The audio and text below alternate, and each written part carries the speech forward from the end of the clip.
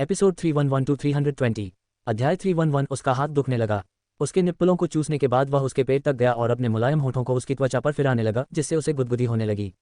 जब वह उसके पेट तक पहुंचा तो उसे उसकी बेहद मुलायम और गोरी त्वचा का एहसास हुआ। उसे लगा जैसे यही उसके लिए स्वर्ग है। वह नीचे जाते हुए उसकी चिकनी त्वचा को चूम रहा था और इस प्रक्रिया में वह उसके शरीर पर कुछ निशान छोड़ रहा था। वह दिल खोलकर आनंद ले रहा था, तभी उसे लगा कि कुछ गड़बड़ है। वह बीच में ही रुक गया और ऊपर देखने लगा। उसने देखा कि ज़ीमिंग का चेहरा लाल हो गया था और वह बेकाबू होकर अपने होंठ काट रही थी। वह इस एहसास का आनंद लेते हुए अपनी आवाज़ें रोकने की कोशिश कर रही थी। वह तुरंत उसके पास पहुंचा और उसके होंठों से अपने होंठ लगाकर कहा, अपने आप पर नियंत्रण मत रखो। मैं तुम्हारे होंठों से अपना नाम सुनना चाहता हूँ। उसने कामुकता से उसके होंठों से कहा। ज़ीमिंग हौंफने लगी क्योंकि उसने उसे चूमते हुए उसके स्तनों की मालिश शुरू कर दी थी। लेकिन अगर किसी ने सुन लिया तो हमें आज ऐसा नहीं करना चाहिए। उसने उसके चुंबनों के बीच चिंतित होकर कहा। लिवेई रुककर उसकी तरफ देखता है। वह जानता है कि वह क्या सोच रही थी। उसे चिंता थी कि वे यहाँ अकेले नहीं हैं। वह सबके साथ वर्कशॉप में आई है, इसलिए ये ठीक नहीं होगा। उसे चिंता थी कि अगर किसी ने सुन लिया तो क्या होगा। उनका रिश्ता राज का है और अगर किसी को पता चल गया तो अच्छा नहीं होगा।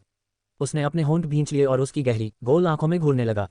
वह इस पल इतना हताश था कि भूल ही गया था कि होटल में उनका पहला सेक्स बस होने ही वाला था। वह देख सकता था कि वह खुद को नियंत्रित कर रही थी और चिंतित भी थी। उसके शब्दों ने उसे याद दिलाया कि वे इस होटल में लगभग पहली बार आए थे और उसने अभी तक उसके लिए कुछ खास नहीं किया था। जब उनकी शादी हुई तो उन्होंने कोई औपचारिक समारोह नहीं किया। वे बस सिविल ऑफिस गए और विवाहित जोड़े के रूप में पंजीकरण करा लिया। उसने अभी तक उसे अंगूठी भी नहीं दी थी। उसने उसकी खाली अनामिका पर नजर डाली। अब जब सब ठीक चल रहा है तो कम से कम उसे अंगूठी तो देनी ही चाहिए। लेकिन वे लगभग वहां पहुंच चुके थे। क्या उन्हें इस समय रुकना होगा? उसके लिए यह मुश्किल हो रहा था, लेकिन उसकी आंखों में चिंता देखकर वह उसे नजरअंदाज भी नहीं कर सकता था। वह नहीं चाहता था कि पहली बार में उसे असहज महसूस हो। उसने आह भरी और उसकी तरफ देखा और आह भरी। वह उसके बगल में लेट गया और उसे अपनी बाहों में भर लिया। अगर तुम चिंतित हो और अभी नहीं करना चाहती तो हम नहीं करते। ज़ीमिंग चौंक गई जब वह अचानक उसके बगल में लेट गया और उसे अपनी बाहों में उठा लिया और अपनी ओर खींच लिया। वह आधी नंगी थी और उसका ऊपरी शरीर पूरी तरह से नंगा था। जैसे ही उसने उसे इस तरफ उठाया, उसका नंगा ऊपरी शरीर उसके शरीर को छू रहा था। इससे उसका चेहरा लाल हो गया और वह उसकी आंखों में देख रहा था, जिससे वह बुरी तरह शर्मा गई। ऐसा नहीं है, मैं इसे टालने की कोशिश कर रही हूँ या कुछ और। बस इस तरह से अच्छा नहीं लग रहा। यहाँ आसपास बहुत से लोग हैं और अगर किसी ने हमें सुन लिया तो क्या होगा। मैं यहाँ अकेली नहीं आई हूँ, इसलिए चिंतित हूँ। उसने सावधानी से कहा। उसे डर था कि कहीं वह उसकी बातों का गलत मतलब न निकाल ले। लेकिन उसे यह सोचकर भी बेचैनी हो रही थी कि कोई नीचे आएगा और उनकी आवाज़ सुन लेगा। खासकर युआन लेई। उसका कमरा बगल में है और उसे नहीं पता कि वह कब वापस आएगी। हालांकि वह अपनी सहेली के घर पर रात बिता रही है, फिर भी उसे इस तरह से असहज महसूस हो रहा है।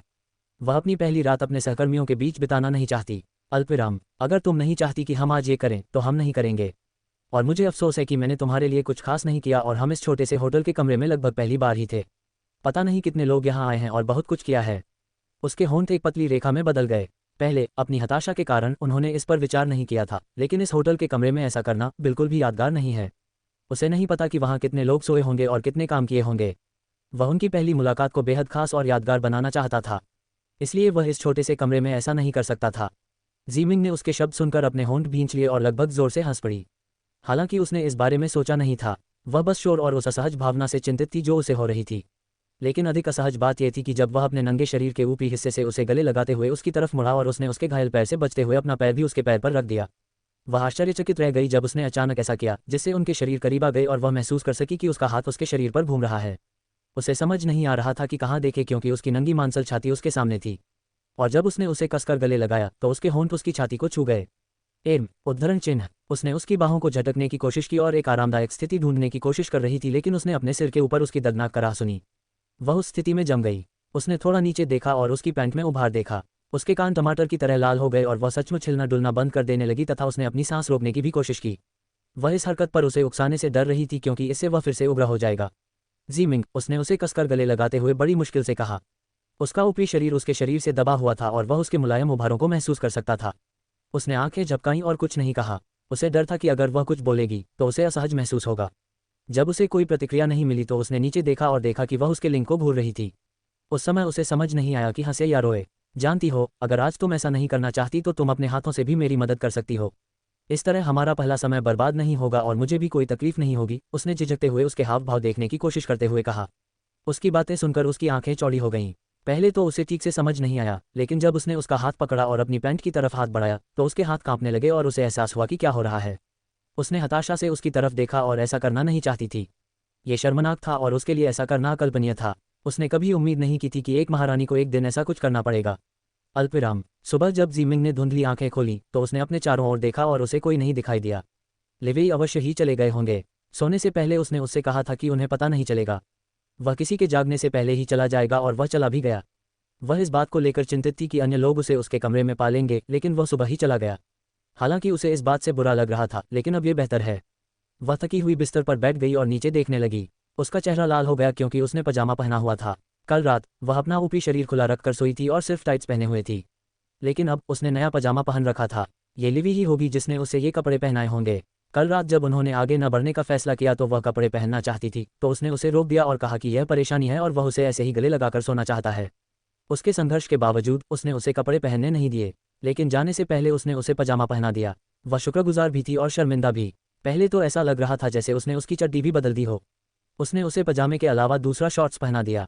वह इतनी शर्मिंदा थी कि उसका मन कर रहा था कि वह अपना सिर दीवार पर पटक दे, लेकिन ये तो पूरी तरह से आगे बढ़ने से कहीं बेहतर है। वो पहले से ही घबराई हुई और शर्मिंदा थी ये सोचकर कि अगर वो पूरी तरह से आगे बढ़ गए होते तो क्या होता। वह बिस्तर से उठी और नहाने के लिए बाथरूम में चली गई। सुबह के 8 बज रहे थे और उसे थोड़ी देर में स्क्रिप्ट रीडिंग के लिए जाना था। इसकी व्यवस्था भी उसी क्षेत्र में की गई है। स्क्रिप्ट पढ़ने के लिए श्रीहान मौजूद रहेंगे, इसलिए उन्हें अच्छा दिखना होगा। जब वह बाथरूम में गई तो उसने अपना टूथब्रश उठाने के लिए हाथ बढ़ाया, लेकिन जब उसने अपने हाथ की ओर देखा तो वह फ्लैशबैक में चली गई। उसका पूरा शरीर अकड़ गया और लाल हो गया, ये याद करके कि कैसे उसने खुद को खुश करने के लिए उसके हाथों को प्रताड़ित किया था। वह ऐसा नहीं करना चाहती, लेकिन उसका दृढ़ संकल्प उसकी पिल्ला जैसी आंखों के सामने टूट गया जो उससे ऐसा करने के लिए विनती कर रही थी। पहले तो वह इसमें बहुत बुरी थी और समझ नहीं पा रही थी कि आखिर वह ऐसा क्यों कर रही है, लेकिन वह अश्लील आनंददायक आवाज़ें निकालता रहा जिससे उसका चेहरा और अधिक लाल हो गया। वह जल्दी ही रुकना चाहती थी, लेकिन उसने उसका हाथ नहीं छोड़ा और उसे आधे घंटे तक ऐसा करने पर मजबूर किया। उसका हाथ दुखने लगा और कलाई कमज़ोर लगने लगी। ये पहली बार था जब वह इतना साहसिक काम कर रही थी। उसने कभी नहीं सोचा था कि वह ऐसा कुछ करेगी। उसे खुश होना चाहिए कि जी राजवंश की महारानी ने कल रात उसकी सेवा की। उसने आईने में अपना रंग देखकर उपहास किया। हालांकि अब उसे जी चेन की याद नहीं आती, फिर भी वह अपनी महारानी वाली स्थिति से बाहर नहीं आ पाती। वह अपनी पहचान एक पल में कैसे छोड़ सकती है। वह महारानी थी, भले ही लोग उन्हें महारानी के रूप में न पहचानते हों, लेकिन वह थी और यह सच है। वह इसे बदल नहीं सकती। अध्याय 312। लेकिन मुझे आपके कपड़े बदलने में मदद करना अच्छा लगता है। नहाने के बाद जीमिंग ने सफ़ेद ब्लाउज और मैरून स्कर्ट के साथ न्यूड हील्स पहनी।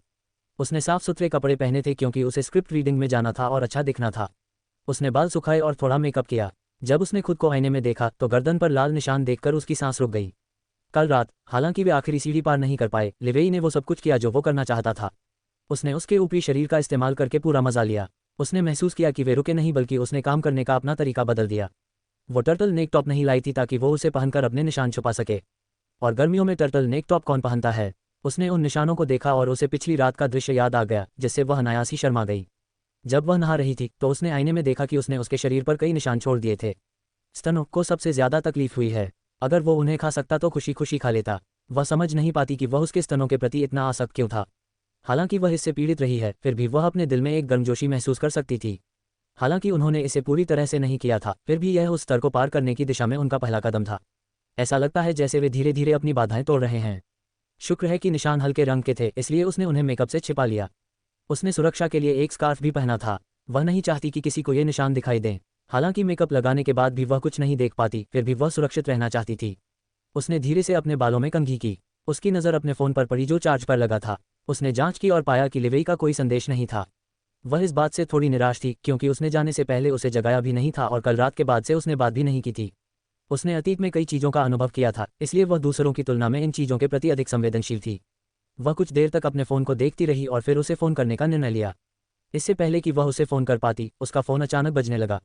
ये लिवेई था। उसका फ़ोन देखकर उसका दिल द्रवित हो गया और उसके होठों पर मुस्कान आ गई। यह कोई बड़ी बात नहीं थी, लेकिन उसे खुशी हुई कि वह उसके बारे में भी सोच रहा था। तो वह भी मेरे बारे में सोच रहा था। फ़ोन उठाने के बाद, इससे पहले कि वह कुछ कह पाती, उसने दूसरी तरफ से उसकी आवाज़ सुनी। तुम उठे। उसकी मर्दाना आकर्षक आवाज़ उसके कानों में संगीत की तरह गूंज रही थी। यह इतनी आकर्षक थी कि उसका दिल तेजी से धड़क रहा था।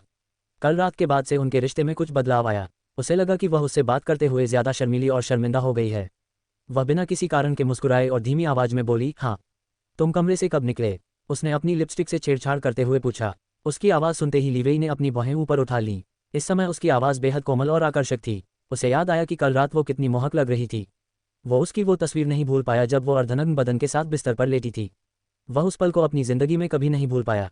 उन्होंने ऐसा नहीं किया, लेकिन जो भी किया उससे वह संतुष्ट था। वह भूल नहीं पाया कि कैसे उसने बाद में अपने हाथ से उसकी मदद की थी। यह इतना सुखद और संतोषजनक था कि वह नहीं चाहता कि वह रुके, लेकिन उसे जाने देना होगा, अन्यथा उसके हाथ में चोट लग जाएगी। उसने अपने विचारों से बाहर निकलने की कोशिश की और अपना गला साफ किया। मैं सुबह सुबह कमरे से निकल गया था। मैंने तुमसे वादा किया था कि मैं सुबह ही कमरे से निकल जाऊंगा, इसलिए मुझे इसे निभाना होगा। उसने अपनी कलाई पर शर्ट का बटन लगाते हुए कहा।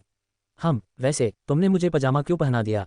उसने नाराजगी से पूछा। लिवेई ने जब उसकी बातें सुनी तो वह रुक गया और दंग रह गया। उसने अपनी भौहें उठाईं और उसके होंठ मुस्कुराहट में मुड़ गए और उसने धीमी, मोहक आवाज में पूछा, क्यों? क्या तुम नग्न रहना चाहती थीं? अगर तुम्हें ये पसंद है तो जब भी तुम मेरे साथ रहोगी तुम्हें कपड़े पहनने की जरूरत नहीं है। मैं चाहता हूं कि तुम आराम से रहो, उसने कहा और उसके मुंह से एक धीमी हंसी निकली। उसकी बातें सुनकर ज़ीमिंग का चेहरा लाल हो गया। उसकी बातें सुनकर वह बहुत शर्मिंदा हुई। उसने कुछ कहने के लिए अपना मुंह खोला लेकिन कोई शब्द नहीं निकला। यह आदमी हमेशा यही सोचता रहता है कि उसे क्या चाहिए। मेरा वो मतलब नहीं था। मैं तो बस ये कह रही थी कि जब मैंने पहले कहा था तो तुम्हें मुझे कपड़े बदलने देना चाहिए था। इस तरह तुम्हें मेरे कपड़े बदलने की ज़रूरत नहीं पड़ती। उसने जल्दी से खुद को समझाया, बीच में हकलाते हुए। वह हल्के से हंसा और बोला, लेकिन मुझे तुम्हारे कपड़े बदलने में मदद करना अच्छा लगता है। मैं ये काम जिंदगी भर कर सकता हूँ। अगर तुम चाहो तो मैं सिर्फ कपड़े बदलने में ही नहीं बल्कि नहाने में भी तुम्हारी मदद कर सकता हूँ। नहाते समय मेरा हुनर देखकर तुम हैरान हो जाओगी। किसी दिन कोशिश करना चाहोगी? उसने मजाकिया लहजे में उससे पूछा। वह पहले से ही कल्पना कर सकता था कि वे दोनों शॉवर के नीचे एक दूसरे से लिपटे हुए हैं। उसने अपने बेकाबू विचारों से खुद को बाहर निकालने की कोशिश की। ज़ीमिंग उसकी बेशर्म बातें सुनकर अवाक रह गई। इस आदमी को बेशर्मी का मतलब नहीं पता। वह ऐसी बेशर्म टिप्पणियां करते रहते हैं। अगर तुम इसी तरह बात करते रहे तो मैं फ़ोन काट दूंगी। उसने अपने लाल चेहरे को छिपाने की कोशिश करते हुए कठोर स्वर में उसे धमकी दी। ठीक है, आज आपकी स्क्रिप्ट रीडिंग है ना? उसने कमरे में सोफे पर बैठते हुए उससे पूछा। हाँ, हमें दोपहर 3 बजे लंच के बाद निकलना है और रात तक पहुंचना है, उसने शेड्यूल याद करने की कोशिश करते हुए कहा। तुम्हें जाने की जरूरत नहीं है, बस यहीं रहने का कोई बहाना बना लो, उसने सहजता से कहा। क्यों? ज़ीमिंग उसकी बातें सुनकर हैरान रह गई। क्या उसे उसके जल्द वापस आने पर उत्साहित नहीं होना चाहिए? वह उसे रुकने के लिए क्यों कह रहा है? उसके होंठ ऊपर की ओर मुस्कुराहट के साथ मुड़ गए जब उसने कहा, बस यहीं रुको, मैं तुम्हें बाद में विस्तार से बताऊंगी। ज़ीमिंग उलझन में थी पर कुछ बोली नहीं। उसने बस सिर हिलाया और कहा, ठीक है, अब मुझे जाना होगा। मुझे स्क्रिप्ट पढ़ने के लिए देर हो रही है। लिवेई ने गुनगुनाते हुए फ़ोन रख दिया। कपड़े पहनने के बाद ज़ीमिंग बाहर गई और देखा कि युआन लेई सुस्ती से अपने कमरे से बाहर आ रही थी। वह बहुत थकी हुई लग रही थी। उसकी आंखों के नीचे काले घेरे थे। हैरानी की बात यह थी कि उसने जीन्स और हील्स के साथ पूरी बाजू की शर्ट पहनी हुई थी। वह कल के लुक से बिल्कुल अलग दिख रही थी। ज़ीमिंग उसे इस तरह से तैयार देखकर आश्चर्यचकित था। वह अभिवादन में थोड़ा झुकी, लेकिन युआन लेई ने उसे अनदेखा कर दिया और आगे बढ़ गई। जब उसने उसे अनदेखा किया और उसके पास से गुजरते समय चिढ़ाने वाले हाव भाव बनाए तो ज़ीमिंग ने अपनी भौहें सिकोड़ लीं। लेकिन उसे और भी ज्यादा हैरानी तब हुई जब उसने युआन लेई को अजीब तरह से चलते देखा। वह लड़खड़ा रही थी और चलते समय उसके पैर कांप रहे थे। वह बहुत दुबली पतली है और उसका शरीर बहुत कमज़ोर था, लेकिन आज वह बहुत कमज़ोर और सुस्त लग रही थी। वह समझ सकती थी कि वह इस तरह क्यों लड़खड़ा रही थी। उसने अपनी एक दोस्त के साथ बाहर रात बिताई है और अब ऐसी दिख रही है। उसके होंठ सूजे हुए थे और उन पर कुछ निशान भी थे। लगता है किसी ने उसके होंठों पर काट लिया है और वो काफ़ी गहरा लग रहा है। अब वो अपनी हालत के बारे में क्या सोचे? ज़ीमिंग ने उससे कुछ नहीं कहा और नीचे चला गया। होटल की लॉबी में उसकी मुलाकात जू लैन और सोंग जिन से हुई। जू लैन उसकी ओर मुड़ी और बोली, तुम यहाँ? मैं तुम्हें फ़ोन करने ही वाली थी। चलो, सब लोग रेस्टोरेंट पहुँच गए हैं, हमें नाश्ता करना है। जू लैन ने उसका हाथ पकड़ा और उसे होटल के रेस्टोरेंट में ले गई। ज़ीमिंग ने कुछ नहीं कहा और उसके पीछे वहाँ चला गया, जबकि सोंग जिन भी उनके साथ आया। जब वे होटल के चीनी रेस्तरां में पहुंचे तो ज़ीमिंग वहाँ की क्लासिक सजावट से बहुत प्रभावित हुए। यह न तो फीका था और न ही बहुत चमकदार, यह एकदम सही था। रेस्तरां में पहुंचने पर उसने देखा कि अन्य लोग भी वहाँ पहले से ही आ चुके थे। वू शेंग ने ज़ीमिंग की ओर देखा और उसका अभिवादन किया, तुम समय पर आए हो। चलो कुछ खाते हैं, अब तुम आ गई हो, मुझे बहुत भूख लगी है। उसने प्रत्याशा में अपने हाथ रगड़े। वह मुस्कुराए और सिर हिलाया। युआन लेई ने उसके हाव भाव देखकर भौहें चढ़ाईं और कहा, तुम क्या कर रहे हो? मिस्टर हान आने वाले हैं। सिर्फ इसलिए कि वह आ गई हैं हम कैसे खा सकते हैं? उसने धीमी आवाज में उपहास किया। वू शेंग ने अपनी गहरी निगाहों से उसकी ओर देखा। श्री हान आ गए, वह कहाँ हैं? ज़ीमिंग ने उसकी दूसरी बातों को अनसुना कर दिया और जू लैन से श्री हान के ठिकाने के बारे में पूछा। वह सुबह आया था, वह फ्रेश होने के लिए कमरे में गया है, वह आने ही वाला होगा, शू लैन ने शांति से कहा। हालांकि इस समय युआन लेई गलत नहीं थी और उसके बिना खाना खाना शिष्टाचार के विरुद्ध होगा, लेकिन उसके कहने का तरीका बहुत असभ्य और अस्वीकार्य था, इसीलिए उसने उसका पक्ष नहीं लिया। तो फिर हमें मिस्टर हान के आने के बाद खाना शुरू करना चाहिए। अगर हम अभी शुरू करेंगे तो यह अशिष्टता होगी। ज़ीमिंग ने वू शेंग की तरफ मुस्कुराते हुए उसे वहीं रुकने के लिए प्रोत्साहित करने की कोशिश की। ज़ीमिंग की बातें सुनकर वू शेंग ने सिर हिलाया। उसने युआन लेई की तीखी नज़रों को नज़रअंदाज किया और उसके साथ ऐसा व्यवहार किया जैसे वो मौजूद ही न हो। अध्याय 313 मुझे ज़्यादा याद मत करना, हम जल्द ही मिलेंगे। रेस्तरां में अपनी सीटों पर बैठने के बाद ज़ीमिंग ने श्री हान की प्रतीक्षा करते हुए एक गिलास पानी पिया। सभी लोग श्री हान के नाश्ता शुरू करने का इंतजार कर रहे थे। युआन लेई बीच वाली सीट के बाईं ओर वाली सीट पर बैठ गई जो मिस्टर हान के लिए छोड़ी गई थी। वह उनके बगल में बैठना चाहती थी, इसलिए जल्दी से वहीं बैठ गई ताकि कोई और उस सीट पर न बैठ सके।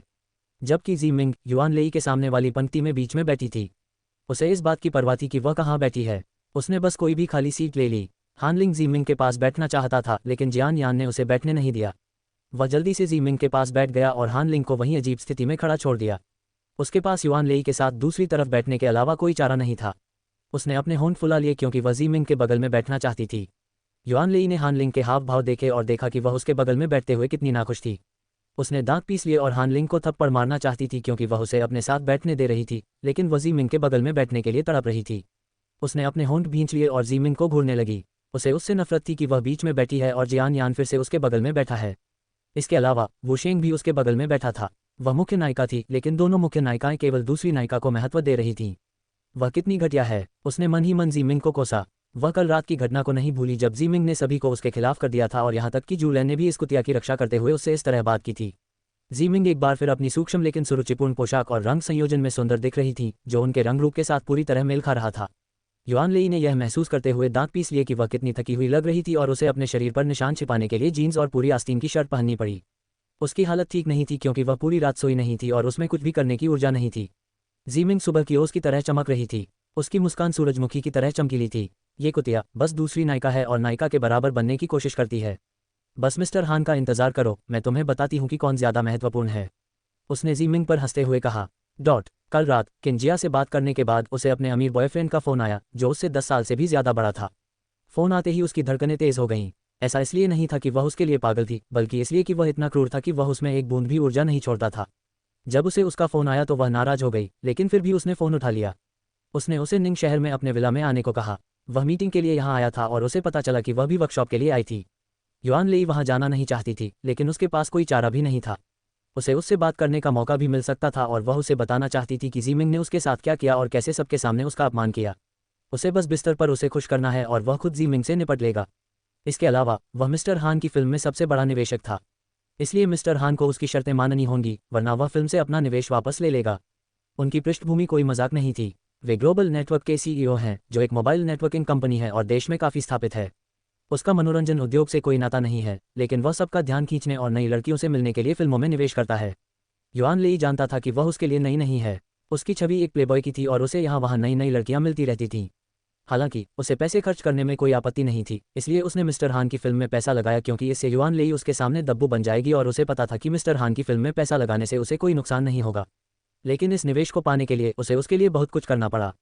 लेकिन एक फिल्म में निवेश करने का मतलब है कि मिस्टर हान उसके प्रति आभारी होंगे क्योंकि उन्हें ये निवेश लेंग लोक्सन के साथ उसके रिश्ते की वजह से मिला था और इससे सबके सामने उसकी प्रतिष्ठा भी बढ़ेगी। जब वह कल रात विला में गई तो उसने उसे कुछ भी खाने को नहीं दिया। उसने रात का खाना भी नहीं खाया और जैसे ही वह उसके विला में दाखिल हुई उसने उसे पूरी रात प्रताड़ित किया। वो उसके लिए एक सेक्स टॉय की तरह थी जिसे वो जब चाहे इस्तेमाल कर सकता था। उनके बीच कोई रिश्ता नहीं है, वो भी कम नहीं थी। उसे उससे प्यार नहीं, बस उसका पैसा और ताकत चाहिए। उसे नहीं लगता कि यह किसी भी तरह से गलत है। जी मिंग के पास भी एक होना चाहिए। उसने खुद को ये सोचकर शांत किया कि जी मिंग भी कुछ अलग नहीं होगी। जी मिंग जैसी लड़की को किसी का सहारा कैसे नहीं मिल सकता, इसीलिए तो वह मिस्टर हान की फिल्म में आई थी। उसने सोचा, या वह खुद श्री हान को बहका कर आई थी। पूरी रात यातनाएं सहने के बाद आखिरकार भोर में वह होटल वापस आ गई। उसे नींद नहीं आई और उसे इस स्क्रिप्ट रीडिंग में शामिल होना पड़ा। उसे नींद की कमी थी और उसका पूरा शरीर दर्द कर रहा था। उस दरिंदे ने उसे कुछ भी खाने को नहीं दिया और पूरी रात खाली पेट उसके साथ मारपीट करता रहा। वह भूख से मर रही थी और मिस्टर हान भी नीचे आने में बहुत समय लगा रहे थे। युआन लेई ने अपनी भूख थोड़ी कम करने के लिए एक ही बार में पानी का गिलास गटक लिया। दूसरी ओर जी मिंग घबराहट में अपने फ़ोन को देख रही थी। मुझे बहुत याद मत करो, हम जल्द ही मिलेंगे, ये लिवेई द्वारा भेजा गया संदेश था। उसके मैसेज की वजह से वो उलझन में थी। हाँ, वो जल्द ही मिलेंगे क्योंकि उन्हें दोपहर 3 बजे तक निकलना था, लेकिन क्या उसने उसे रुकने के लिए नहीं कहा था? अगर वह यहीं रुकी तो वे जल्दी कैसे मिलेंगे? वह निंग शहर में है और वह इस शहर में। उसने भौहें सिकोड़ते हुए सोचा। युआन लेई की अजीब और नाखुश निगाहों को उसने नज़रअंदाज कर दिया। जैसे ही वह उससे पूछने वाली थी कि उसके संदेश का क्या मतलब है, उसी समय उसे कुछ दृढ़ कदमों की आहट सुनाई दी। उसने इधर उधर देखा तो मिस्टर हान शू लैन के साथ रेस्टोरेंट में दाखिल हुए थे। उसने बिना कोई जवाब दिए अपना फ़ोन रख दिया और मिस्टर हान को देखने के लिए पीछे मुड़ी। शू लैन, जो कुछ देर पहले उनके साथ बैठी थी, कुछ मिनट पहले डायरेक्टर हान को एस्कॉर्ट करने वापस गई थी। वह उनकी असिस्टेंट थी, इसलिए उसे उनके साथ ही रहना चाहिए था। सभी लोग श्री हान का अभिवादन करने के लिए खड़े हो गए। जीमिंग भी उठे और उस आदमी की ओर देखने लगे जो उम्र में तो बड़ा था, लेकिन उसने अपना व्यवहार बहुत अच्छा रखा था। उनके आकर्षण और आभा में वो शक्ति और धमक थी। उन्होंने सफ़ेद और नीले रंग की चेकदार शर्ट और नीली जीन्स पहनी हुई थी जो उन्हें उनकी उम्र से कम दिखा रही थी। चूंकि उनका शरीर अभी भी सुडौल था, इसलिए वे अजीब नहीं लग रहे थे। इसके बजाय वह इस पोशाक में अच्छे लग रहे थे। श्री हान ने मेज पर पहुंचकर सभी की ओर देखा और कहा, बस बैठ जाओ। उन्होंने सभी को बैठने का इशारा किया, लेकिन वह बैठे नहीं और चेहरे पर हल्की मुस्कान लाते हुए बोले, मुझे खुशी है कि आप सभी इस कार्यशाला में भाग लेने आए।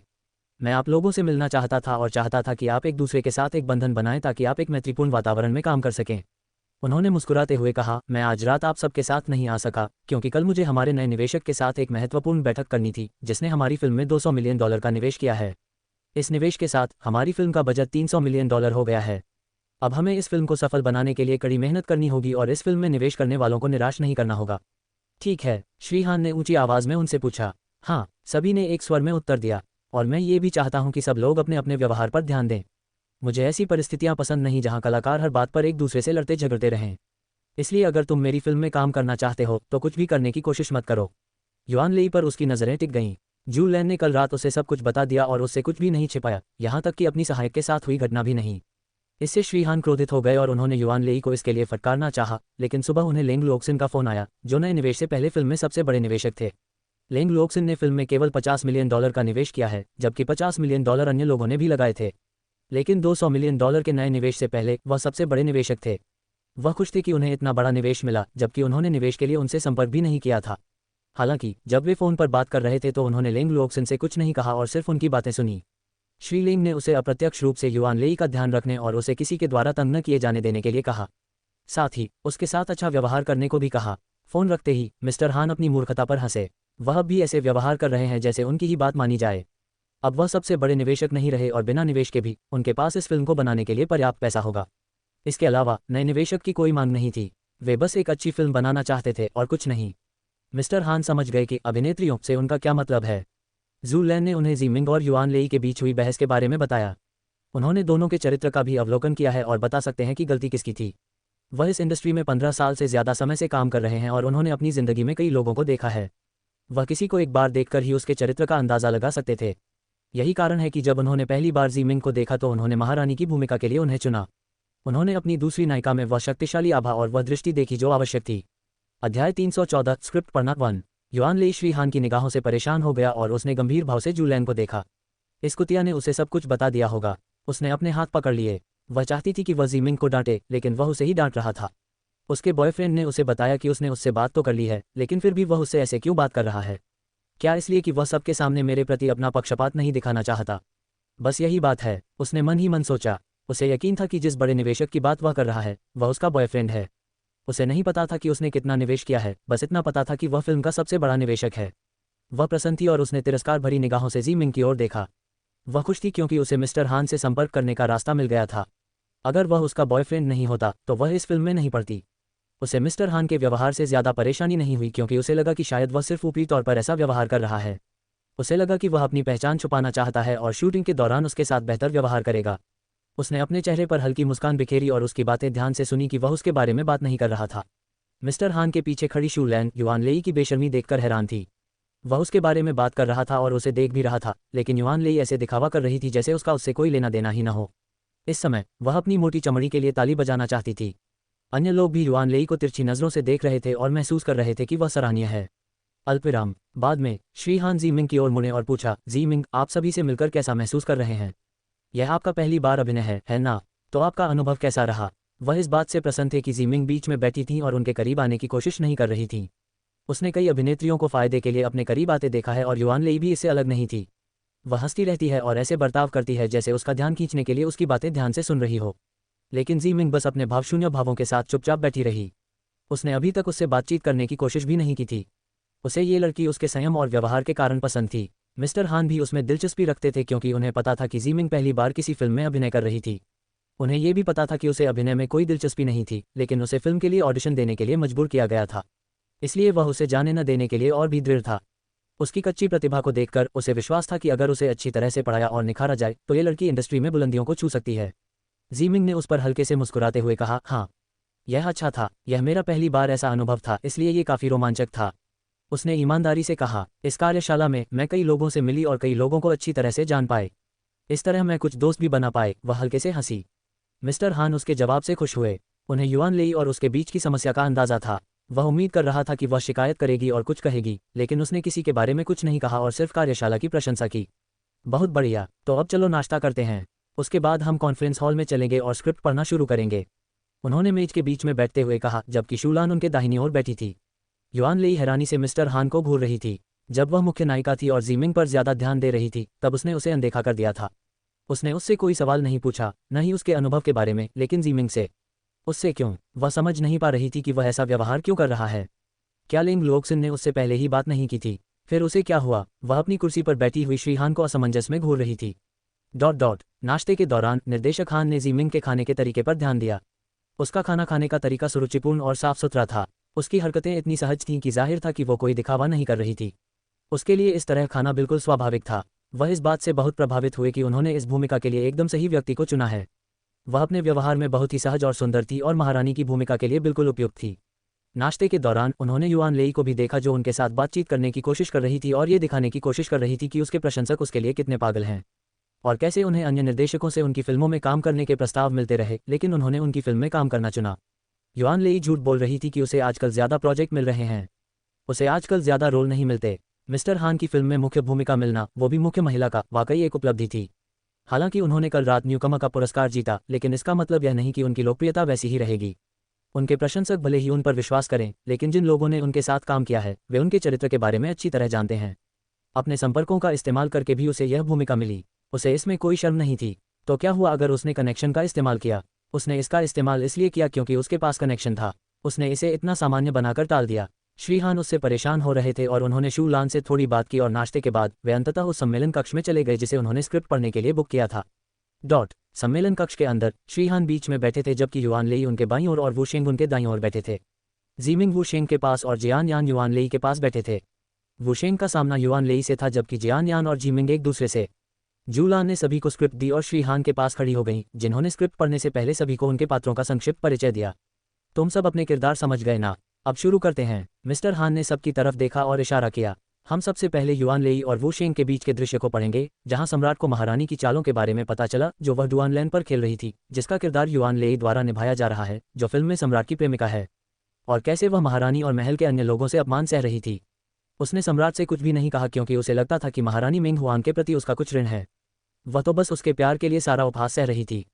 इससे वह क्रोधित और निराश हो गया कि वह उस महिला की रक्षा करने में सक्षम नहीं था जिसे वह प्यार करता था और उससे शादी करने के बाद उसे महल में लाया था।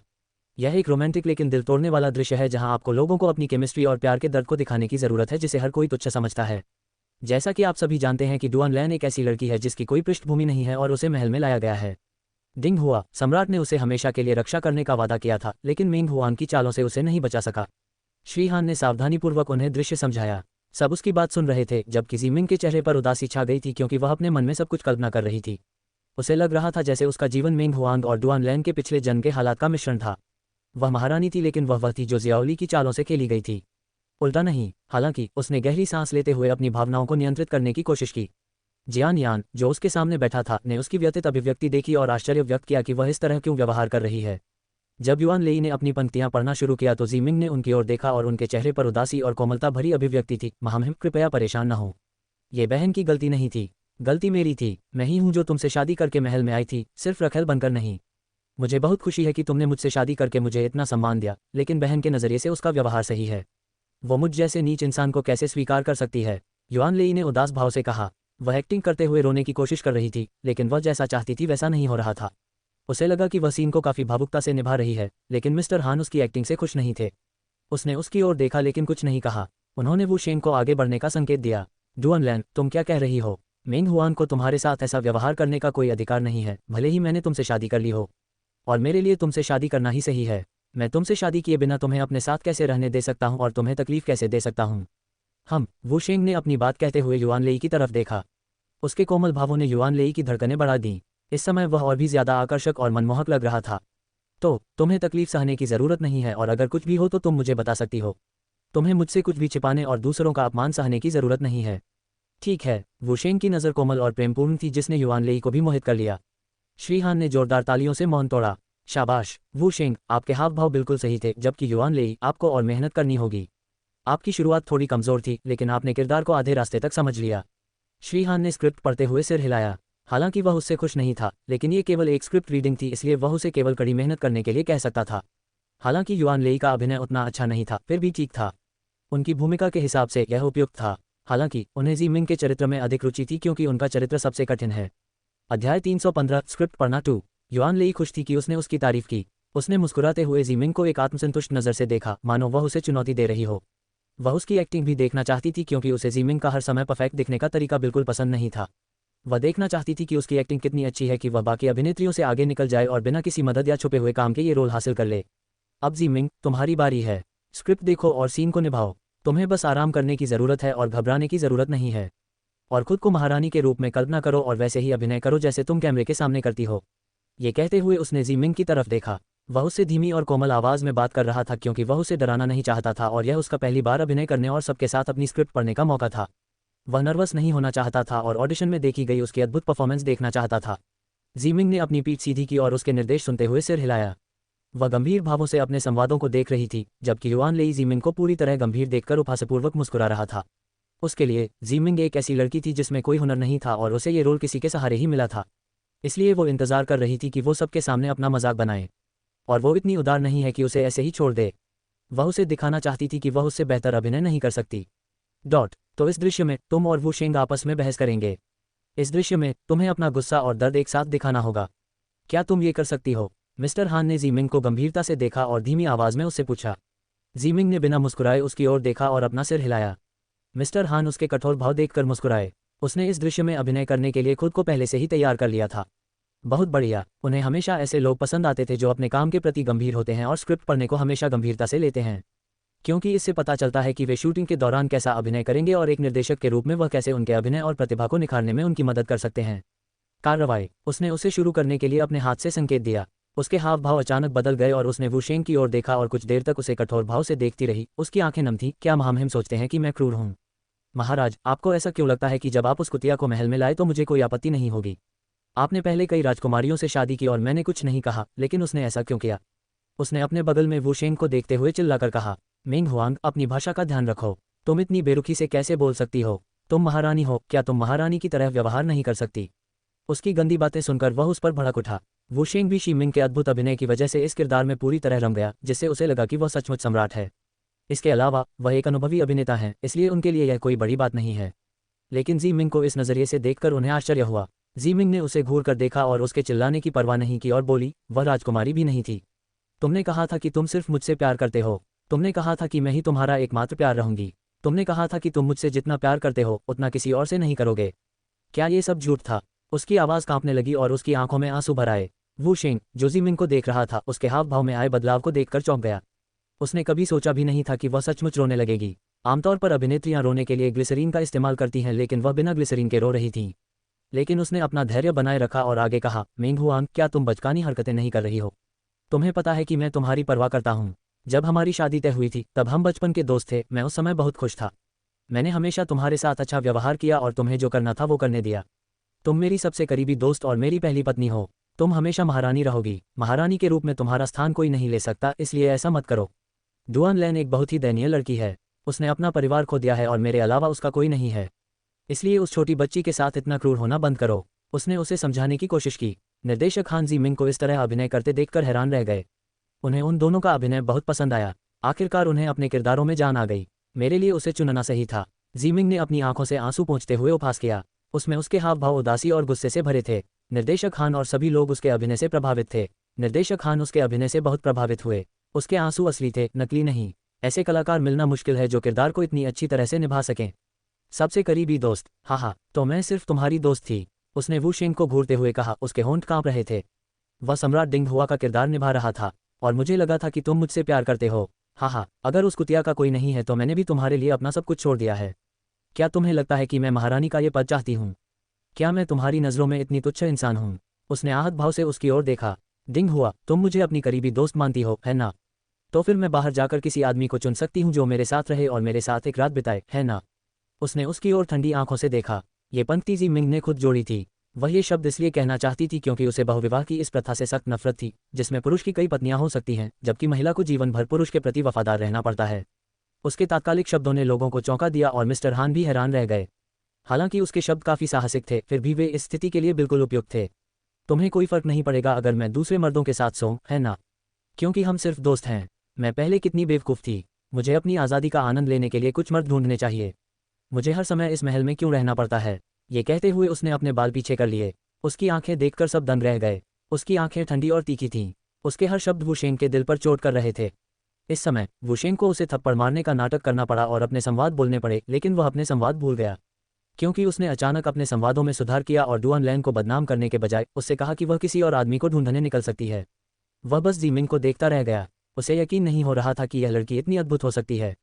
उनका अभिनय पिछली बार की तुलना में काफ़ी बेहतर था और वह स्क्रिप्ट देखे बिना ही बोलती हैं, जबकि अन्य लोग स्क्रिप्ट देखकर बोलते हैं।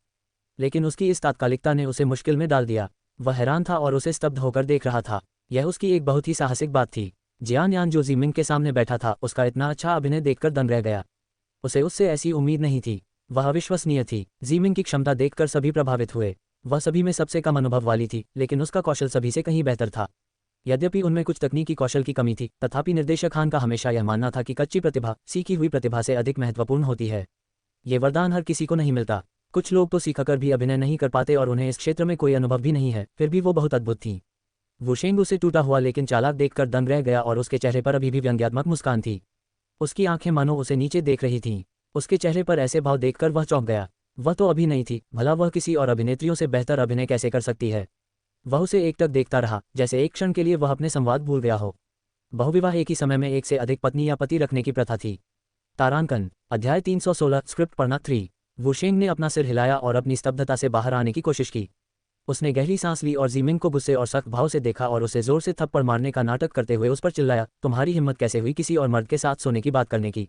अगर तुमने किसी और मर्द के बारे में सोचा भी तो मैं तुम्हें इसी महल की ज़मीन में जिंदा दफन कर दूंगा। मिंग हुआन, मेरे धैर्य की परीक्षा मत लो। सिर्फ इसलिए कि मैं तुमसे कुछ नहीं कहता, तुम अपना आपा मत खोना। तुम सिर्फ एक महारानी हो, मेरे बिना तुम कुछ भी नहीं हो, यह मत भूलना। उसने जीमिंग की ओर निर्दयता से देखा। वुशेंग एक अनुभवी अभिनेता थे और हालांकि पहले तो उनका ध्यान भटक गया था, लेकिन अंततः वे चरित्र में रम गए और जीमिंग के अभिनय के साथ अभिनय किया। उसके लिए उसके आकर्षण और उस पल उसकी दयनीय स्थिति को रोक पाना मुश्किल हो रहा था। भले ही यह सिर्फ एक दिखावा ही क्यों न हो, लेकिन जब वह अपनी बात कहता तो वह उसके शरीर में हल्की सी कंपन महसूस कर सकता था।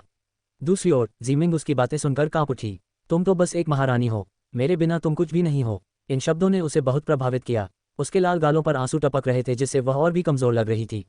लेकिन उसने अपने चेहरे पर वही कठोर और जिद्दी भाव बनाए रखा और थप्पड़ खाने का नाटक करते हुए गाल पर हाथ रखा। वह वुशेंग की ओर मुड़ी और उसे घूरने लगी। तुम्हारी हिम्मत कैसे हुई मुझे मारने की? हो डिंग हुआ, तुम बहुत कमीने हो। तुम अपने आसपास बहुत सी औरतें चाहते हो और अपनी ताकत बढ़ाने के नाम पर तुमने बहुत सी पत्नियों से शादी की है, जबकि मुझे जीवन भर तुम्हारे प्रति वफादार रहना है।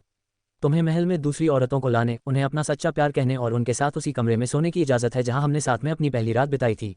और तुम मुझसे ऐसा कहने की हिम्मत कर रहे हो? जीमिंग की आंखें लाल थीं क्योंकि वह अपनी भावनाओं पर काबू नहीं रख पा रही थी और उसके नाजुक हाव-भाव ने वुशेंग को उसके सामने कमजोर महसूस कराया। डिंग हुआ, तुम जानते हो कि मैं तुमसे बहुत प्यार करती थी, लेकिन बदले में तुमने मुझे क्या दिया?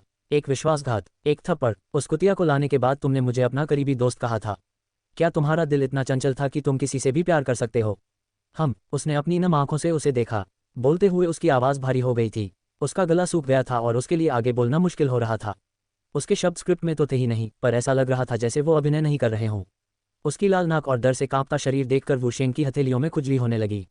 वह किसी डरी हुई खरगोश जैसी लग रही थी जिसे सुरक्षा की जरूरत है। वह मुड़ा और अपनी मुट्ठियां कस लीं। मिस्टर हान तो उसकी एक्टिंग देखकर पहले से ही अपनी कुर्सी से उठकर बैठे थे। वो वाकई जादुई थी। उसने कुछ शब्द भी जोड़े और यह अद्भुत था। उसने पहले कभी किसी को इतनी सहजता और खूबसूरती से सुधार करते नहीं देखा था। तुमने मुझे अपने साम्राज्य को मजबूत करने के लिए इस्तेमाल किया और जब तुम्हें वो मिल गया जो तुम चाहते थे तो तुम अपनी हवस मिटाने के लिए उस कुतिया को ले आए। क्या तुम कहते हो कि तुम उससे प्यार करते हो? ये प्यार नहीं है, ये सिर्फ तुम्हारी वासना है और तुम्हें उसकी कमजोरी पसंद थी और इसने तुम्हारे पुरुष अहंकार को भड़का दिया। तुम सिर्फ अपने अहंकार को शांत करने के लिए उसे बचाना चाहते थे। जब तुम उससे निपट लोगे तो वह बिल्कुल मेरी तरह हो जाएगी, तुम्हारी करीबी दोस्त। वह फूट फूट कर हंसी। लेकिन मैं तुम्हें बता दूं, तुम उसके साथ खुशी से नहीं रह पाओगे। मैं तुम्हें श्राप देती हूं कि तुम्हें भी वही दर्द होगा जो मुझे अभी हो रहा है। उसने अपनी बची हुई सारी ऊर्जा के साथ चिल्लाकर कहा। उसने अपनी बात खत्म करते हुए एक गहरी, मौत भरी नज़र से कहा। उसका चेहरा पीला पड़ गया और आंसुओं से भर गया। वुशेंग भी अचंभित था। वह बस उसे विस्मय से देख रहा था। उसके हाव भाव बिल्कुल सटीक थे। जबकि जब जू लैन ने उसे दृश्य को काटने की याद दिलाई तो श्री हान अपनी स्तब्धता से बाहर आ गए। वह उसमें इतना खो गया कि उसे सब कुछ भूल ही गया। उसने कभी सोचा भी नहीं था कि महारानी का किरदार ऐसा भी हो सकता है। वह तुरंत खड़े हुए और बोले, कट। इसके साथ ही दृश्य पूरा हो गया। वह ज़ीमिंग की ओर गया और उसे चरित्र से बाहर लाने के लिए उसकी पीठ थपथपाई। ज़ीमिंग अभी भी उसी भाव से वू शेंग को देख रहा था और उसे पता ही नहीं चला कि उसने कब दृश्य काट दिया। जब श्री हान ने उसकी पीठ थपथपाई तो वह अपने चरित्र से बाहर आ गई और श्री हान का सामना करने लगी। उसने अपने आंसू पोंछने की कोशिश की, लेकिन उससे पहले ही सोंग जिनर ने उसे टिश्यू पेपर दे दिए। उसने हल्के से शुक्रिया कहा और अपना चेहरा साफ किया। उसके बाद उसने अपना चेहरा पोंछने के बाद श्री हान की ओर देखा। श्री हान ने प्रसन्न भाव से उसकी ओर देखा और कहा, शाबाश। तुम्हें इस तरह काम करते देखकर मुझे लगता है कि अब मुझे तुम्हारी चिंता करने की कोई ज़रूरत नहीं है। मैंने इस भूमिका के लिए सही व्यक्ति को चुना है। वू शेंग भी उठे और ज़ीमिंग से कहा, मिस्टर हान सही कह रहे हैं। ज़ीमिंग, आप अविश्वसनीय हैं। यह आपका पहला अभिनय था, है ना? लेकिन आप अद्भुत थे। जियान यान भी खड़ा हो गया और ज़ीमिंग को अविश्वास से घूर रहा था। उसे नहीं पता था कि उसमें इतनी प्रतिभा है। उसने कभी सोचा भी नहीं था कि वह इस भूमिका में इतना अच्छा कर पाएगी। वह अपने मुंह से ज़्यादा अपनी आंखों से बोल रही थी। उसके हाव भाव इतने उत्तम थे कि हर कोई भावुक हो गया और हानलिंग इतना भावुक हो गया कि उसकी आंखों से आंसू बहने लगे। जियान यान को लगा कि कुछ देर पहले उसके चेहरे पर जो भाव थे वे बहुत ही दिल दहला देने वाले थे। इससे वह परेशान हो गया और उसे लगा कि ये उसकी सच्ची भावनाएं थीं, न कि सिर्फ दिखावा। जबकि युआन लेई भी उनकी एक्टिंग देखकर हैरान थी, लेकिन उन्होंने दांत पीस लिए क्योंकि उनकी एक्टिंग उनसे कहीं बेहतर थी। हर कोई उन्हें एक स्टार की तरह मानता था, जबकि वह केवल दूसरी नायिका थीं और कुछ नहीं। लेकिन उन्हें इतना सम्मान क्यों मिल रहा था और उनके साथ महज एक सहायक पात्र जैसा व्यवहार क्यों किया जा रहा था? ज़ीमिंग बेहद थका देने वाले दृश्य को निभाने के बाद बहुत थकी हुई महसूस कर रही थी। उसका चेहरा पीला पड़ गया था और उसे लग रहा था जैसे उसके शरीर से ऊर्जा खत्म हो गई हो। उसका सफ़ेद ब्लाउज आंसुओं से भीग गया था और उसका चेहरा खराब हो गया था और रोने के कारण उसकी आंखें सूजी हुई लग रही थीं। इस दृश्य ने उसे मानसिक रूप से थका दिया और ऐसा महसूस हुआ कि उसका शरीर कमज़ोर हो गया है। हालांकि अंत से पहले और भी दृश्य थे, लेकिन शुक्र है कि मिस्टर हान ने उसे आराम करने दिया और बताया कि जियान यान युआन लेई के साथ वह दृश्य करेगा जब वह पहली बार डुआन लैन से मिला था और वह उसे नापसंद करता था क्योंकि उसे महारानी के लिए बुरा लगता था। उन्हें ज़ीमिंग के साथ अपना दृश्य निभाना था, लेकिन उसके थके हुए हाव भाव और अद्भुत अभिनय को देखकर उन्होंने उसे आराम दिया और जियान यान द्वारा निभाए जाने वाले दृश्य को बदल दिया। ज़ीमिंग वहीं बैठे रहे और दूसरों को प्रदर्शन करते हुए देखते रहे। युआन लेई नाराज थी क्योंकि उसे फिर से अभिनय करने के लिए कहा गया था, जबकि ज़ीमिंग को आराम करने के लिए कहा गया था। वह क्रोधित थी क्योंकि उसे अभिनय करते रहना था, जबकि ज़ीमिंग बस वहीं बैठकर उन्हें देखता रहा। वह नहीं जानती कि ज़ीमिंग को विशेष उपचार क्यों मिल रहा है, जबकि उसे इस तरह का उपचार मिलना चाहिए। जबकि निर्देशक खान को पहले से ही ज़ीमिंग की स्थिति के बारे में पता है और जू लैन ने उन्हें पहले ही सूचित कर दिया है कि तांगनियान ने उन्हें ज़ीमिंग पर आसानी से जाने के लिए कहा है क्योंकि वह एक हफ्ते पहले एक दुर्घटना में फंस गई थी और डॉक्टर ने उसे आराम करने के लिए कहा है। उसकी एक्टिंग देखकर उसने देखा कि उसे कितना पसीना आ रहा था और उसका चेहरा पीला पड़ गया था। दुर्घटना और चोटों के बावजूद इस कार्यशाला में आने के लिए वह पहले से ही उसकी सराहना कर रहा था। उसने अभिनेत्रियों को फूलों की तरह व्यवहार करते और काम से बचने के लिए हमेशा कमज़ोर बनते देखा है। लेकिन ज़ीमिंग ने एक बार भी कोई बहाना नहीं बनाया। उसने थकान की शिकायत तो नहीं की थी, लेकिन वह उसके चेहरे पर उसकी हालत देख सकता था। उसका चेहरा पीला पड़ गया था और कमरे में एयर कंडीशनर चलने के बावजूद उसे पसीना आ रहा था। उसने देखा है कि उसने कैसे अभिनय किया और वह मानसिक रूप से बहुत थक गई होगी। इसलिए उसने उसे आराम करने को कहा जबकि दूसरे अभिनय कर रहे थे। जब कोई अभिनेता अपने किरदार में बहुत गहराई तक उतर जाता है तो उसे भी वैसा ही महसूस होने लगता है, और जब वह किरदार से बाहर निकलता है तो यह मुश्किल हो जाता है। वह देख सकता था कि उसकी सारी ऊर्जा खत्म हो चुकी थी, इसलिए उसने उसे आराम करने के लिए कहा। इसके अलावा उन्होंने शुरुआत में ही उसे कठिन दृश्य दे दिया ताकि अन्य लोग उसकी प्रतिभा देख सकें और यह भी देख सकें कि वह इस दृश्य को अच्छी तरह से कर सकती है या नहीं। लेकिन उन्होंने उनकी उम्मीदों को पार कर लिया और उन्हें अपने शब्दों पर विश्वास दिलाया जो उन्होंने ऑडिशन के दौरान कहा था कि कोई भी इस भूमिका को उनसे बेहतर नहीं निभा सकता। ये सच है, कोई भी महारानी नहीं हो सकता। वह नहीं चाहता कि वह बीमार हो जाए और शूटिंग छोड़ दे। आखिरकार उसे कोई ऐसा मिल गया है जो उसके समय और ऊर्जा के लायक है। वह इस रत्न को कैसे छोड़ सकता है? अध्याय 317। क्या आप अपनी स्थिति में यात्रा कर सकते हैं? स्क्रिप्ट रीडिंग दोपहर 2 बजे तक चलती रही। उन्होंने बीच में कोई ब्रेक नहीं लिया क्योंकि इसे खत्म करने के बाद उन्हें लंच करना था और उसके बाद उन्हें वापस जाने के लिए बस में सवार होना था। स्क्रिप्ट पढ़ने के बाद श्री हान अपनी सीट से उठे और सबकी तारीफ में ताली बजाए। सबने बहुत अच्छा काम किया। आप लोगों की वजह से ही हम समय पर यह स्क्रिप्ट पढ़ पाए। मुझे उम्मीद है कि सेट पर भी मुझे यही ऊर्जा देखने को मिलेगी, उन्होंने हंसते हुए कहा, जबकि बाकी लोग भी साथ खेल रहे थे। मिस्टर हान की बातें सुनकर ज़ीमिंग बस मुस्कुरा दी। उसने सोचा था कि ये आसान होगा, लेकिन सिर्फ इस स्क्रिप्ट पढ़ने ने ही उसे शारीरिक और मानसिक रूप से थका दिया। उसने कभी सोचा भी नहीं था कि सिर्फ महारानी जैसा अभिनय करना इतना थका देने वाला हो सकता है। अब उसे गोलीबारी का डर सता रहा था। उन्होंने महसूस किया कि इस स्क्रिप्ट रीडिंग में भाग लेने से उनके मन में अभिनेताओं के प्रति सम्मान बहुत बढ़ गया है। युआन लेई भी श्री हान की बातों पर हंसी और बोली, चिंता मत कीजिए निर्देशक हान, हम सब कड़ी मेहनत करेंगे। ये सिर्फ स्क्रिप्ट रीडिंग है, इसलिए वे आपको अपनी असली प्रतिभा नहीं दिखा पाए। मुझे यकीन है कि असली शूटिंग में वे बेहतर प्रदर्शन करेंगे। उसने ये शब्द चेहरे पर एक गर्मजोशी भरी मुस्कान के साथ कहे। मैं भी एक सीनियर होने के नाते उनकी मदद करूंगी और उनकी मदद करूंगी। इन नए लोगों की वजह से आपको चिंता करने की ज़रूरत नहीं है। वे धीरे धीरे सीखना शुरू कर देंगे। मैं उन्हें अभिनय सीखने में मदद करूंगी। उन्होंने इतनी गर्मजोशी से मुस्कुराते हुए कहा कि कोई भी सोच सकता था कि वह बहुत ही नेकदिल इंसान है, लेकिन उसकी बातें इशारा कर रही थीं कि दूसरे लोग उतने अच्छे नहीं हैं और वह उन्हें सिखाएगी। सबने देखा कि वह उन्हें सिखाने की बात करते हुए ज़ीमिंग की तरफ कैसे देख रही थी। जब उसने ये शब्द कहे तो कमरे का माहौल अचानक शांत हो गया। हर कोई असहज महसूस कर रहा था, क्योंकि उसके अलावा बाकी सभी ने इस स्क्रिप्ट को बहुत गंभीरता से लिया और ऐसा व्यवहार किया जैसे वे शूटिंग कर रहे हों। कैमरामैन के पास इसका सबूत है। शूटिंग के दौरान वह देख सकता है कि हर कोई कितना शानदार काम कर रहा था और स्क्रीन पर भी वे अच्छे लग रहे थे। खासकर ज़ीमिंग, वो इस क्षेत्र में नहीं थी, फिर भी उसके हाव भाव सटीक थे। वो सब में सबसे ज़्यादा उभरकर सामने आए। उनके दृश्य किसी भी अन्य अभिनेत्रियों से ज़्यादा खूबसूरत थे। उन्होंने कम से कम मेकअप किया था, लेकिन इससे पता चलता है कि वे स्वाभाविक रूप से इतनी खूबसूरत थीं कि उन्हें मेकअप की ज़रूरत ही नहीं पड़ी। युआन लेई की बातें सुनकर डायरेक्टर हान ने अपने होंठ भींच लिए। पहले तो वह उसे नज़रअंदाज करने की कोशिश कर रहा था, लेकिन जब उसने उसकी बातें सुनी तो उसे लगा कि वह बेशर्म है। वो कह रही है कि सभी ने स्क्रिप्ट रीडिंग नहीं ली। क्या वो दूसरों की बात कर रही हैं या अपनी? क्योंकि सिर्फ वही थी जिन्हें कोई दिलचस्पी नहीं थी और वो बस उनकी लाइनें पढ़ रही थीं। श्री हान ने सोचा कि उसने अभी शुरुआत की है, इसलिए वह घबराई हुई है। इसीलिए उन्होंने उसे प्रोत्साहित करते हुए कहा कि वह अच्छा कर सकती है और बाद में उसने चरित्र को अपना लिया। लेकिन उन्होंने केवल उसे बेहतर बनाने के लिए उसकी तारीफ की, लेकिन जब उसने बाद में कोशिश की तो उसका अभिनय और भी खराब हो गया। और वो दूसरों को सिखाने की बात कर रही है। क्या वो उन्हें बुरा व्यवहार करना सिखाएगी? क्या उसका यही मतलब है? वह उसकी वजह से थक चुका था। अब उसे डर था कि उसने एक्टिंग के लिए गलत इंसान को चुन लिया है। उस समय उन्हें धन की आवश्यकता थी और जब उन्हें निवेश के बदले में युआन लेई को फिल्म में मुख्य नायिका के रूप में लेने का प्रस्ताव मिला तो उन्होंने कुछ देर सोचा और इस अनुरोध पर सहमति दे दी। क्योंकि जब उन्होंने फिल्म बनाने का निर्णय लिया तो हर कोई उनके ऐतिहासिक फिल्म बनाने के पक्ष में नहीं था, क्योंकि वह पहली बार ऐतिहासिक फिल्म बना रहे थे। इसलिए उन्हें ये निवेश पाने के लिए थोड़ा संघर्ष करना पड़ा, क्योंकि ऐतिहासिक फिल्में ऐतिहासिक नाटकों की तुलना में कम लाभदायक होती हैं। लेकिन अब उन्हें देश के सबसे बड़े बिजनेस टाइकून से बड़ा निवेश मिल गया है और उनकी फिल्म का उनके नाम के साथ जुड़ना फायदेमंद होगा। उन्हें एक ऐसी कंपनी से निवेश प्राप्त करने में सफलता मिली और उन्होंने उनकी फिल्म में खुद निवेश करने को कहा। यह उनके लिए सचमुच एक बड़ी तारीफ थी। श्री हान ने युआन लेई की ओर देखा और कठोर भाव से कहा, युआन लेई, मैं चाहता हूं कि तुम स्क्रिप्ट लो और उसे ठीक से पढ़ो। अगर तुम शूटिंग के दौरान अपनी लाइनें भूलते रहे तो मैं इसे बर्दाश्त नहीं करूंगा। अगर तुम इस फिल्म में काम करना चाहते हो तो तुम्हें अपना जुनून दिखाना होगा। मैं किसी पर भी नरमी नहीं बरतूंगा। काम के मामले में मैं बहुत सख्त हूँ। मुझे ऐसे लोगों से नफरत है जो आलसी हो जाते हैं और चीज़ों को हल्के में लेते हैं। तो मेहनत करो, क्या तुम करोगे? उसने युआन लेई की तरफ देखा और बिना किसी हिचकिचाहट के अपनी बात कह दी। मुझे किसी को सिखाने की ज़रूरत नहीं है, लेकिन क्या आप अपना ख्याल रख सकते हैं?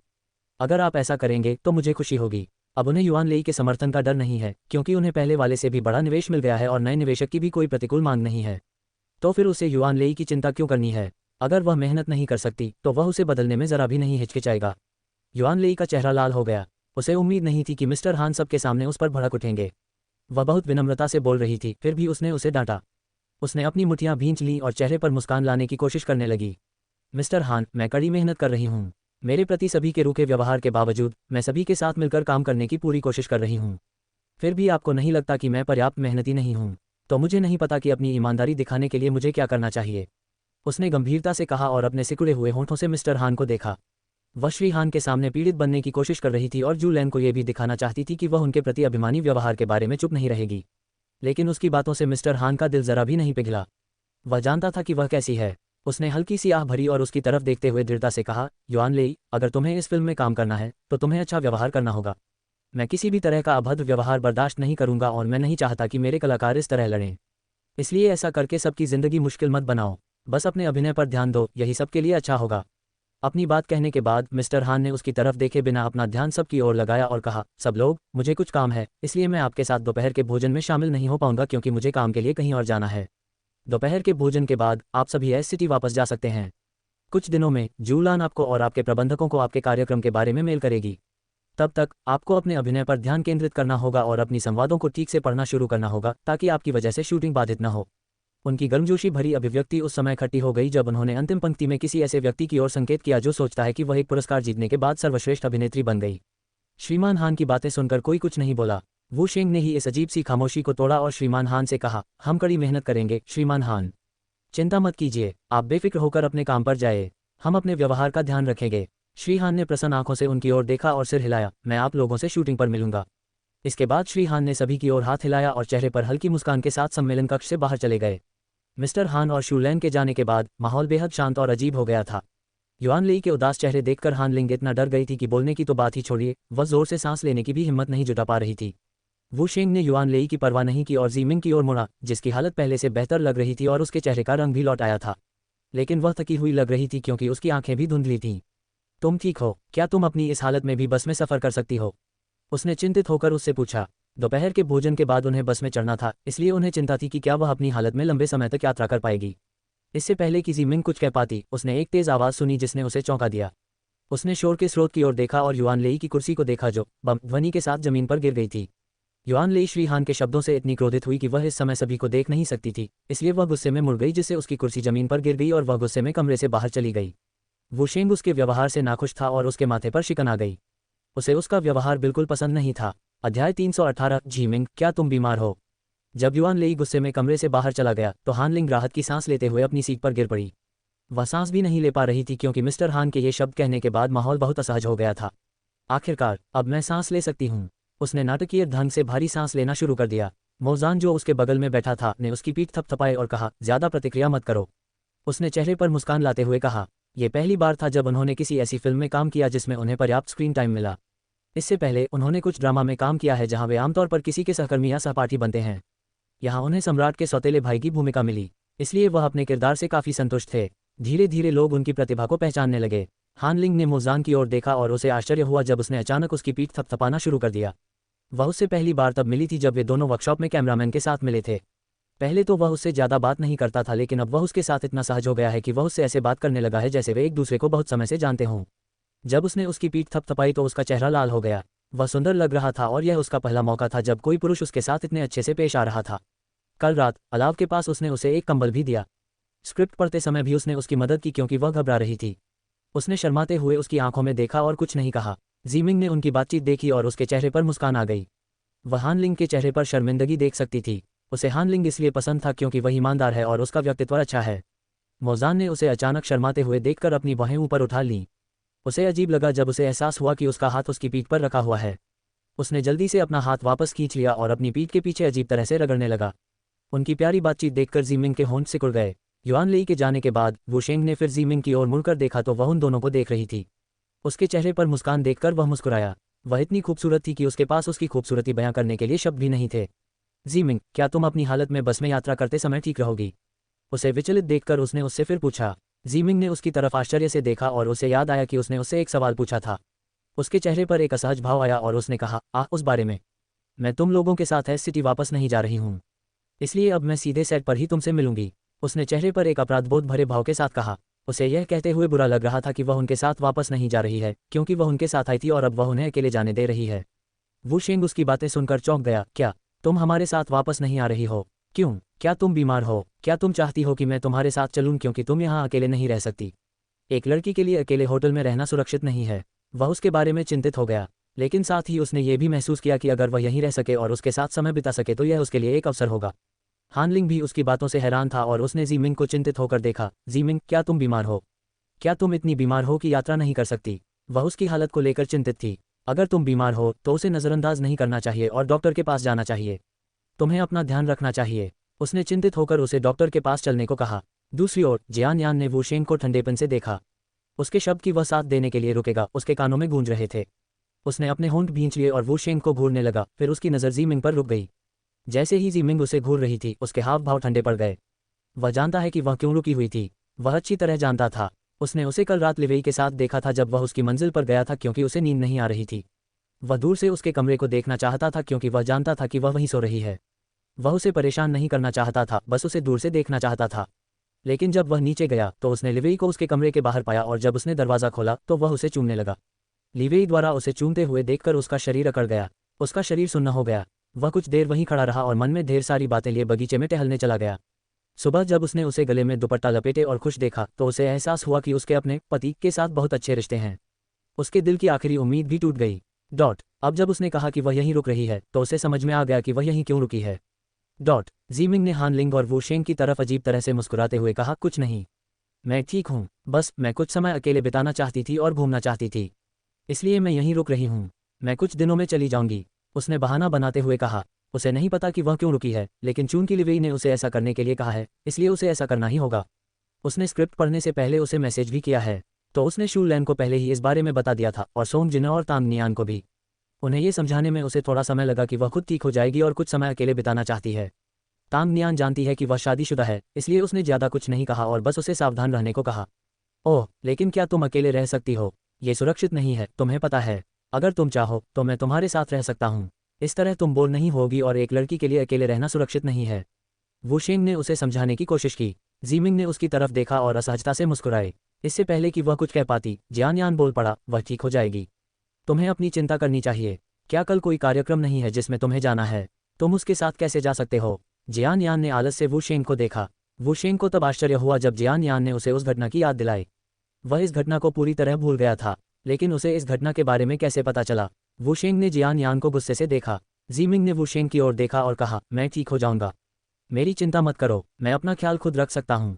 तुम्हें मेरी वजह से अपना कार्यक्रम नहीं छोड़ना चाहिए। उसके बाद उसने जियान यान को धन्यवाद भरी मुस्कान दी। वह लिवेई के साथ उसके रिश्ते के बारे में जानता था, इसलिए उसने सोचा कि वह इसी वजह से उसकी मदद कर रहा है। उसे मुस्कुराते हुए देखकर जियान यान की आंखें फड़क उठीं। उसने अपने होंठ भींच लिए और बिना कुछ कहे बाईं ओर मुड़ गया। वह उसे रुकने में मदद नहीं करना चाहता था, लेकिन वुशेंग जिस तरह से उसके साथ रुकने की कोशिश कर रही थी, उससे उसे नफरत थी। जब जियान यान ने वुशेंग को याद दिलाया तो उसे अजीब लगा, लेकिन इससे पहले कि वह कुछ और कह पाता, हान लिंग खड़ा हो गया और उसने सभी से दोपहर के भोजन के लिए जाने का आग्रह किया। वह लंच के लिए जाने के लिए उसके साथ हाथ मिलाती है, जबकि वुशेंग अजीब तरह से उनके पीछे पीछे चलता है।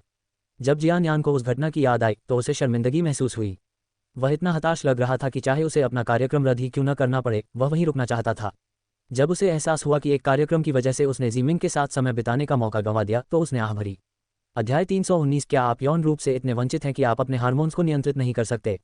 जी राजवंश। झाओमिंग रसोई में हो रहे नाटक से थक चुकी थी। जियाओली के जाने के बाद जी चेंग ने उसे अपने कमरे में जाकर आराम करने के लिए कहा। वह पहले से ही ऐसा करने की योजना बना रही थी, लेकिन जब उसने कहा तो उसे आखिरकार आराम करने का मौका मिल गया। हालांकि वेनरू के स्वागत भोज में बस कुछ ही घंटे बाकी थे, कम से कम तब तक तो वह आराम कर सकती है। लूशी ने कहा कि वह सब कुछ संभाल लेगी, इसलिए उसे राहत मिली। वह रसोई से बाहर निकली और जी चेंग के सामने थोड़ा झुककर कहा कि वह वापस जा रही है।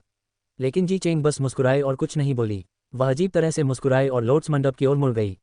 लेकिन जब वह अपनी दिशा की ओर चलने लगी तो उसे लगा कि कोई उसका पीछा कर रहा है। जब उसने पलटकर देखा कि जी चेंग उसका पीछा कर रहा है तो वह हैरान रह गई। उसे अपना पीछा करते देखकर वह उलझन में पड़ गई।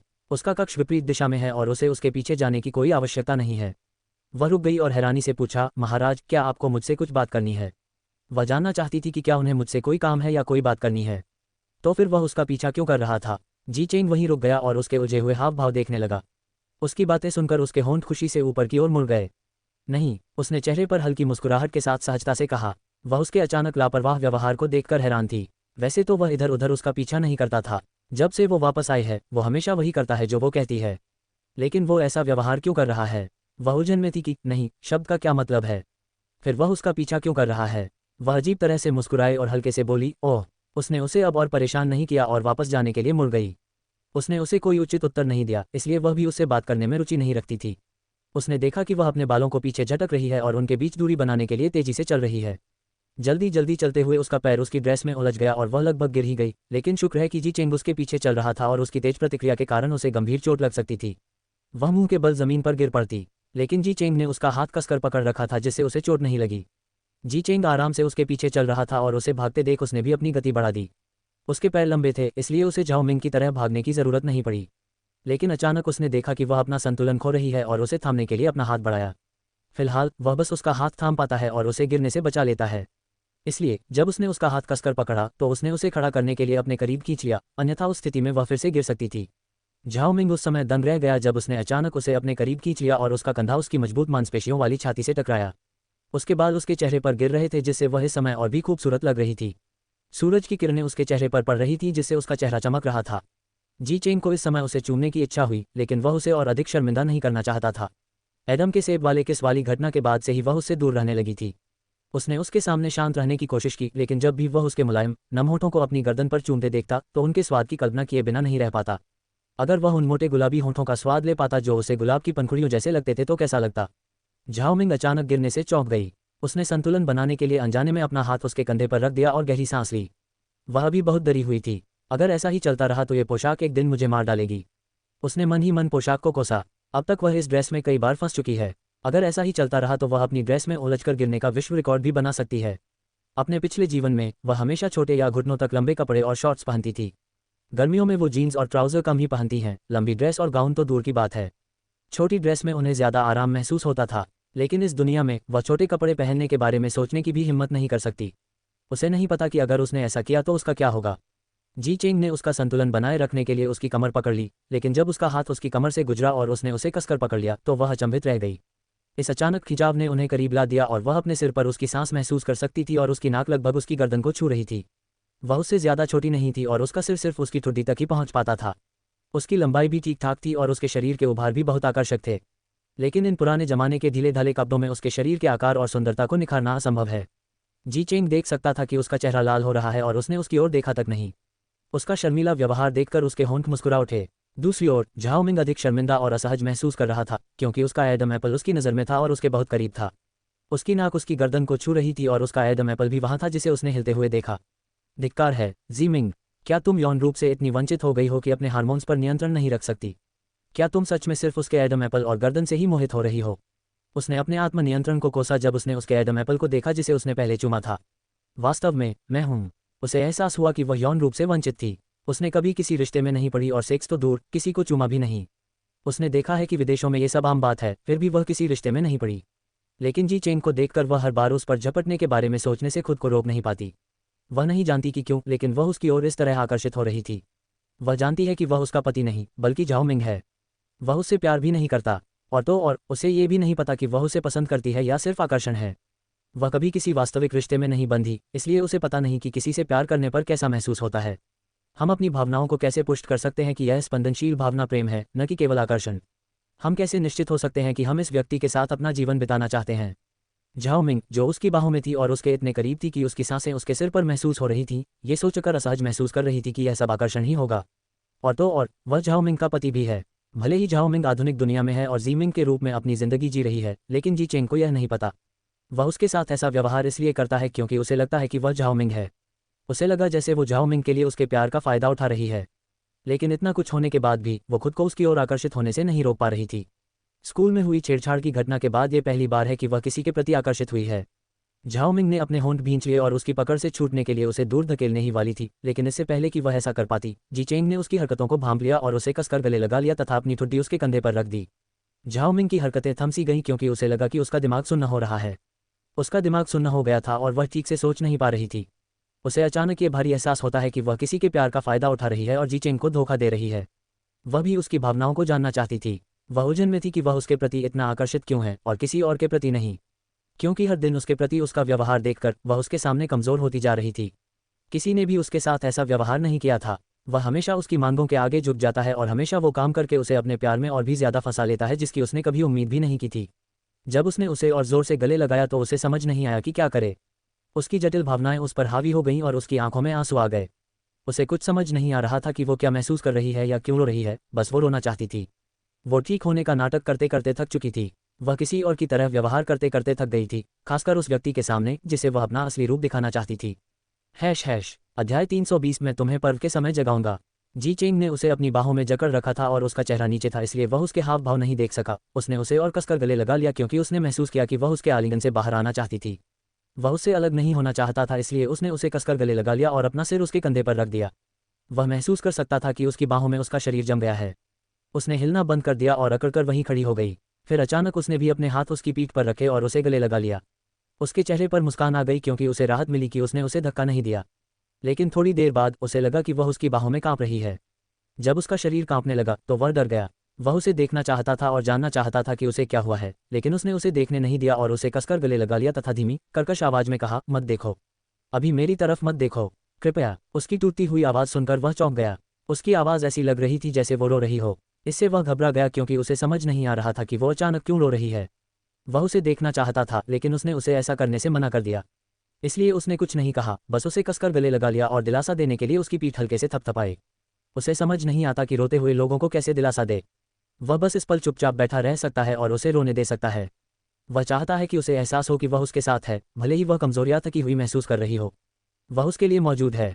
झाओ मिंग ने उसे अपनी मांगों का अनुपालन करते हुए देखकर अधिक असुरक्षित महसूस किया और उसकी ओर मुड़कर नहीं देखा और उसके रोते हुए चेहरे को नहीं देखा जो इस समय अस्त व्यस्त था। आखिर ये आदमी इतना प्यारा क्यों है? मैं जो कहती हूँ वो हमेशा क्यों करता है? उसकी आंखों से आंसू बहने बंद नहीं हुए और वह कुछ देर तक अपने रोने से उसके कपड़े को भिगोती रही। वह जोर जोर से नहीं बल्कि चुपचाप रो रही थी। वो नहीं चाहती कि लोग उसे इस हालत में देखें। शुक्र है कि इस वक्त आसपास कोई नहीं है। फेंगजू कुछ देर पहले उनका पीछा कर रहा था, लेकिन इस समय वह कहीं नजर नहीं आ रहा है। अल्पविराम। कुछ देर रोने के बाद जब उसे बेहतर महसूस हुआ और वह असहज महसूस नहीं कर रही थी, तो उसने अपने आंसू पोंछकर उससे अलग हो गई। उसने उसकी तरफ देखा ही नहीं बल्कि पलट गई ताकि उसे अपना चेहरा न दिखे। उसका चेहरा जरूर बिगड़ा होगा, वो उसे ऐसे कैसे देख सकती है। जी चेंग को आश्चर्य हुआ जब वह अचानक गले से अलग हो गई और घूम गई और उसने उसे खुद को देखने नहीं दिया। वह उलझन में था कि वह क्यों घूम गई। उसने उसके कंधे पर हाथ रखा और उसे घुमाने की कोशिश की। क्या तुम ठीक हो? मुझे अपना चेहरा देखने दो। तुम मेरी तरफ क्यों नहीं देख रही हो? क्या तुम मुझसे नाराज हो? वह उसे जिद्दी और बिना मुड़े देखकर हैरान था। झाओ मिंग को जब एहसास हुआ कि उसने क्या किया है तो उसका चेहरा लाल हो गया। वह उसके सामने रोई और कहा कि यह उसकी आदत नहीं है। मैं इतनी कमज़ोर होकर उसके सामने कैसे रो सकती हूँ? ये तो बहुत शर्मनाक है। क्या वह सोचेगा कि मैं उसकी सहानुभूति पाने की कोशिश कर रही हूँ, या मैं रोने वाली बच्ची हूँ? ये जानकर वह अजीब अजीब बातें सोचने लगी कि वह बिना वजह जाने ही उसकी बाहों में रो पड़ी। वह अपने विचारों में खोई हुई थी कि तभी उसे फिर से उसकी आवाज़ सुनाई दी। वह चौंक गई और बोली, मेरी तरफ मत देखो, मेरा चेहरा गंदगी में है, मत देखो। उसने अपना चेहरा हथेलियों से छिपाया और भाग गई। जी चेंग उसे इस तरह देखकर हैरान रह गया और हंस पड़ा। उसे समझ नहीं आ रहा था कि वह ऐसा व्यवहार क्यों कर रही है। वो बहुत अप्रत्याशित है। एक पल वो रोती है और फिर अगले ही पल शर्म से भाग जाती है और ऐसे लगती है जैसे कुछ हुआ ही ना हो। उसे झाओ मिंग का ये रूप और भी पसंद आने लगा। उसे लगा जैसे वह बिल्कुल नई इंसान हो गई है, लेकिन उसे उसका यह नया रूप पसंद आया। वह हंसा और उसके पीछे कमल मंडप तक चला गया। झाओ मिंग जल्दी से उसका इंतजार किए बिना अपने कक्ष में वापस भाग गई और दरवाजा कसकर बंद कर लिया, इस डर से कि कहीं वह उसके कक्ष में ना आ जाए। वह जल्दी से अपने बिस्तर पर गई और खुद को कंबल में लपेट लिया। इस समय वह किसी का भी सामना करने में बहुत शर्मिंदा थी। जब जी चेंग कमल मंडप में पहुंचा तो उसने पाया कि उसके कक्ष का द्वार बंद था। उसने वहां खड़े पहरेदारों की ओर देखा जो उसका स्वागत कर रहे थे और उसे अजीब नजरों से देख रहे थे।